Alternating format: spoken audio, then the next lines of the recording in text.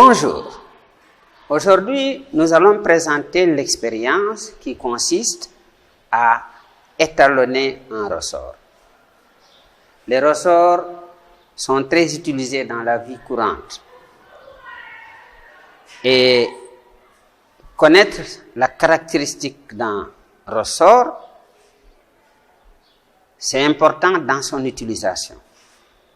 Alors, une des grandeurs caractéristiques d'un ressort, c'est sa constante de raideur. Cette expérience permet de déterminer la constante de raideur d'un ressort. Et on l'appelle étalonnage d'un ressort. C'est une expérience que l'on fait en classe de seconde. Nous disposons pour cela d'un ressort que vous voyez ici, un ressort. Nous avons également un dynamomètre et nous avons des masses marquées.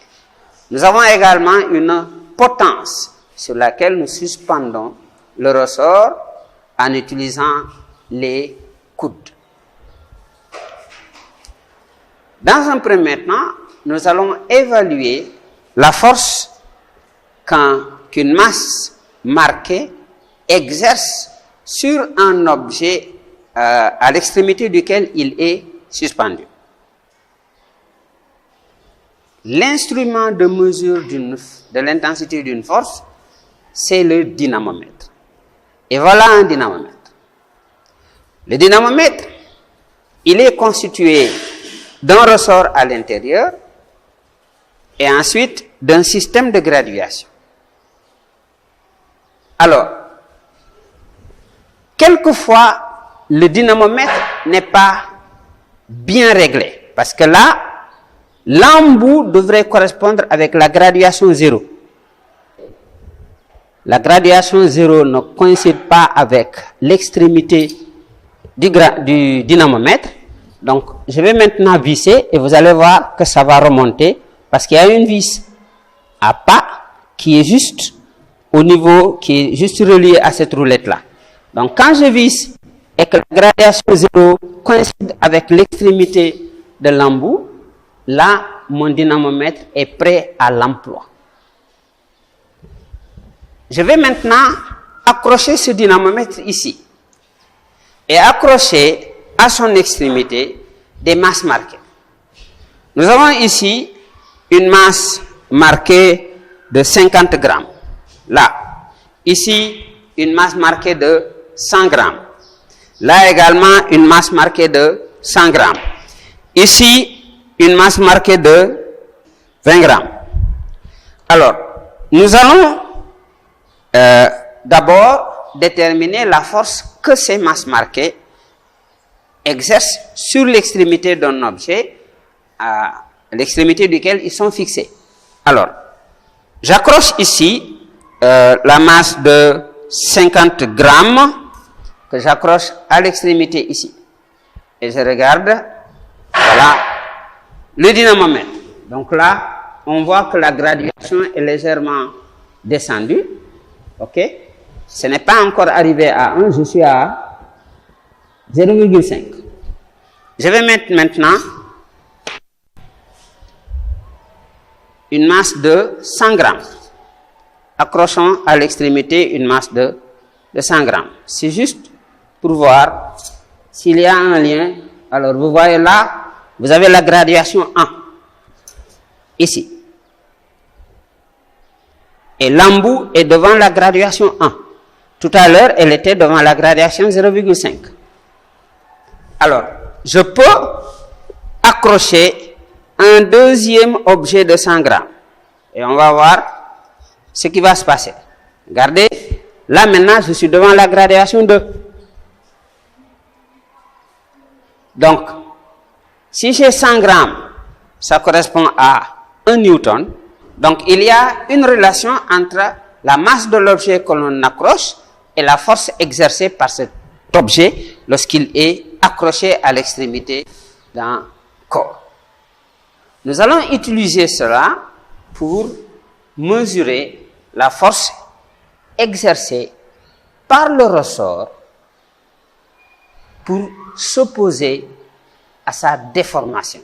Et c'est ça qu'on appelle la tension du ressort. Alors, merci, monsieur le dynamomètre. Alors là, nous avons le ressort ici.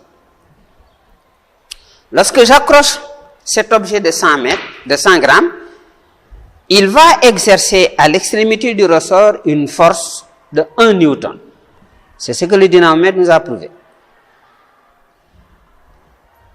Lorsqu'on a cette force, le principe des actions réciproques me dit que cet objet exerce une force sur l'extrémité du dynamomètre, du ressort plutôt. Le ressort exerce également sur l'objet une force d'égale intensité. C'est le principe des actions réciproques. Et cette force-là, c'est la tension.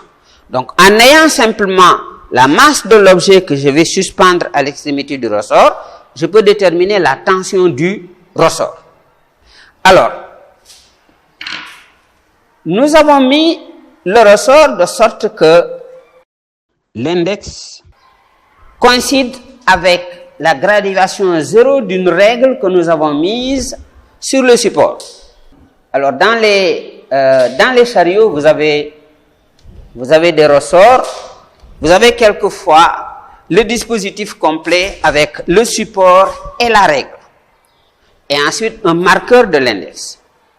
Donc, nous sommes ici dans une situation où nous n'avons pas de règle. Donc, on met une règle sur le support. Donc, on fait coïncider le 0 de la règle avec l'index. Donc là, je suis devant le 0. Je vais accrocher l'objet de 50 grammes. Là. Nous avons 1, 2, 3, 4 et 5. Hein? Donc, ça fait 5 cm pour 50 grammes. Nous allons continuer l'exploration. On va mettre un objet de 20 grammes pour voir. 20 grammes. En veillant toujours à ce que l'index coïncide avec le 0 lorsque le ressort ne subit aucune action. Donc, 20 grammes, ça provoque un allongement du ressort de 2 cm. Alors,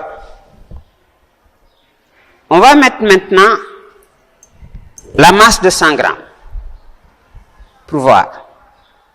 100 grammes, normalement, ça devrait être 10 cm. Mais mettons, on va voir. Voilà. Et là, effectivement, nous sommes sur la graduation 10.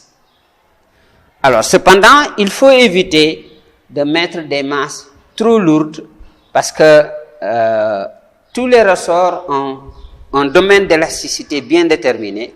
Quand ce domaine d'élasticité est dépassé, le ressort perd sa propriété d'élasticité. Et donc, ça ne peut plus se contracter. Et donc, on ne peut pas revenir à la longueur à vide. Donc, c'est important de savoir. Alors, ici, j'avais pris les dispositions pour connaître un peu les caractéristiques de ce ressort. C'est ce travail préalable que tout professeur devrait faire. Et donc, là, nous avons les valeurs. Donc, nous avons pour une force de 0,2 newton, nous avons 2 cm.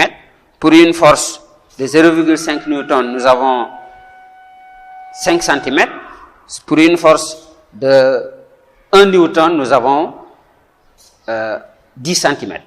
Donc, nous pouvons déjà établir un tableau et avec ces valeurs, on peut continuer d'essayer d'avoir d'autres valeurs comprises entre 0 et 1 et avec ces valeurs-là, tracer une courbe. Et là, vous voyez déjà la linéarité lorsque on fait le rapport entre la force, l'intensité de la force et l'allongement du ressort, nous voyons qu'il y a toujours une régularité.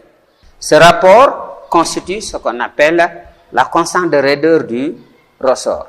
Donc, on prend par exemple pour 1 newton, c'est l'allongement du ressort, c'est 10 cm. Donc, 1 divisé par 10 cm. 10 cm que l'on convertit en mètres, ça fait 0,1 mètre. Donc, on a 1 sur 0,1, ce qui fait 10 newtons par mètre. Donc, ce ressort a une constante de raideur égale à 10 newtons par mètre. Je vous remercie.